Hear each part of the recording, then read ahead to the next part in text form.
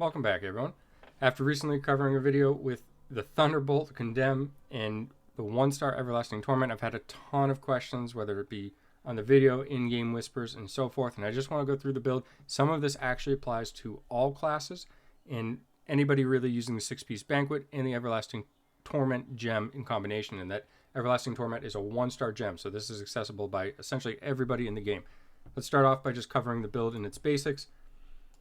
Using Arrow Keeper, Hard Sensor, Windblessed Pauldrons, Permanent Reproach, Horn Splitter, and Torrential Refrain. Now, most of this build cannot be changed, and it's because of the way that these skills synergize and how they work with the Everlasting Torment.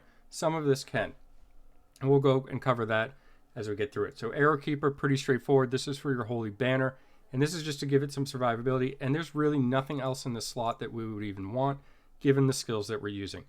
We're not using sweep attacks, shield glare, consecration, etc. So other skills that are in this slot really don't apply, which just makes Arrow Keeper hands down the best choice. For the chest, this is the Thunderbolt or the Thunder Boom. Now, this is going to cause Condemn to call down a Thunderbolt from the heavens to a targeted location, dealing continuous damage, okay? So it's going to do a damage over time component. We're also going to use Permanent Reproach. In general, I am not a fan of skills that affect radius. However, 30% makes this absolutely massive. We can take a look. This Thunderbolt is huge. Takes up the entire width of the lane in the battleground. Do you need it? If you were going into Vault, you could swap this out for some other skills. But an added bonus on this is that if you have the slot awakened, it'll actually increase your damage as well. There are other essences that will increase the damage of Condemn that you can put in its place. Just find one, for example.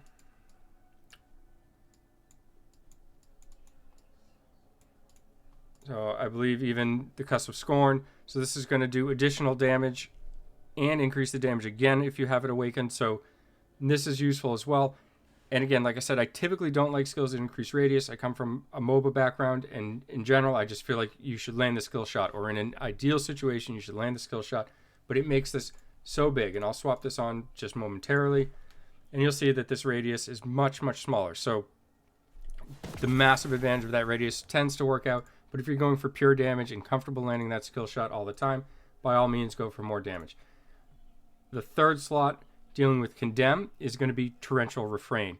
This is going to cause Condemn to immediately trigger all continual damage, which includes all the continual damage that would come from this Thunderbolt.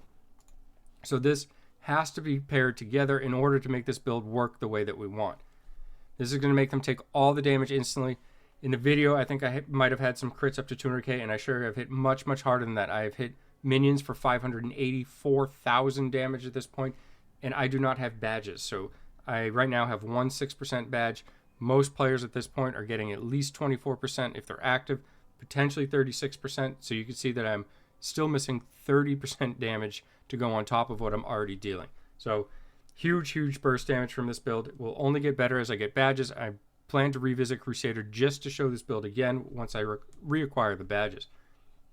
So how is this going to play together between Holy Banner and Condemn? Well, we want to pop the Holy Banner to guarantee that this crits before firing off the Condemn whenever possible, and that's where Everlasting Torment comes in. Everlasting Torment is a 1-star gem that causes your critical hits to inflict agony, which deals damage over time. Okay, the damage that it deals itself fairly irrelevant, especially dealing with high resonance players, but this is going to put a damage over time component, and since we have Holy Banner active, that's a guaranteed crit, not just for the Condemn, but anything else we use in that time. So this agony is just going to spread like wildfire. On top of that, we utilize the 6-piece Banquet set, and this is going to cause damage to enemies to be increased by 15% while they're under damage over time component. So as soon as that agony goes up, they take increased damage. Critical chance increased if we're within range, and this does have a range component. A lot of people are unaware of this, but if you go too far away, you will lose this bonus. That's not reflected in this tooltip. Or, I'm sorry, it is upon nearby enemies. When you apply a continual damage effect to an enemy, you enter a poison rage for 12 seconds, and this can occur every 40 seconds. This is a huge, huge uptime. This is a 30% uptime capability. So massive uptime on this 6-piece bonus. Very large damage. So we pair all this together and burst things down. So part of this can transfer to any class. Any class can utilize an Everlasting Torment and Banquet of Eyes. If you do not have a damage over time component in your build, you can use that combo to make Banquet work for that 6-piece bonus for your character. On top of this, we have kind of some utility. We take Conjuration of Light just because it's so powerful in the current meta with all the lethality. The Windblessed Pauldrons are really a great option here because you get a little bit of reduced cooldown if you have it awakened, but even if you don't, at the max Essence Mastery, 39% increased duration is just absolutely huge. Conjuration of Light can win games, especially if you use it at timely manners. The weapon slot is arguably something that can easily be adjusted. I prefer Horn Splitter. Even without badges, I still have about 240 or 250k life. So I still have a pretty good amount of tankiness to my character, more than the average player, of course. So I like to kind of get into the mix, use my health as a resource. A lot of times I find in the current meta that there's hardly any melee. So I just kind of go in, hold objective, willing to kind of make sacrifice and so forth, especially if my other support abilities like Banner and Conjuration of Light are on cooldown. I can go in, throw my own life away, and then get res back up and come back when I have those support. So this will also add a damage over time component. If you don't happen to have your banner up, you can still have a way to kind of apply dots, apply agony, and utilize the six-piece Banquet. So there are options. One other option that I really like for lower resonance players is the Bristle, and you can swap this on and basically get yourself a ranged attack.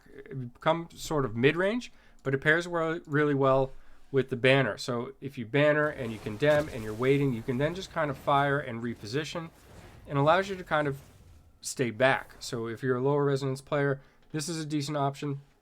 And while you're bannered, those hits will still also inflict agony. So if you miss any of the targets with condemn, you can still hit them from range, apply the agony, and get use of that poison rage while you have the duration going. Overall, this build, probably the most fun build I've played in general. Definitely the most fun build I've played on Crusader. Is it the best? Not yet. I'm not sure if it will or not, to tell you the truth. At the moment, I still perform better with support builds. This just happens to be with the meta, and perhaps it's a play style. I primarily play support in almost every game that I play, so this isn't a new role for me. I almost always gravitate towards support or healer roles, but it will be interesting to see what happens to this build when I get 30% more badges. I will certainly be doing a lot more damage. I'll have more survivability, and it will only get better. So I absolutely will revisit this just to see how much more it improves. But in general, super, super fun. Can't say it enough. Give the build a try if you haven't. And as I mentioned, you can apply some of these things to other builds and other classes as well.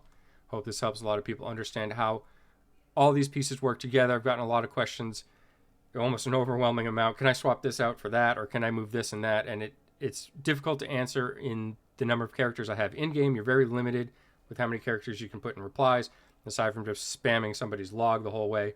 And also on YouTube, it's difficult to kind of read long messages just because of the way that they're kind of set up in the format of YouTube. So this, I just feel, is a much easier way for me to answer all these questions. As always, I hope you enjoy. Have a great day.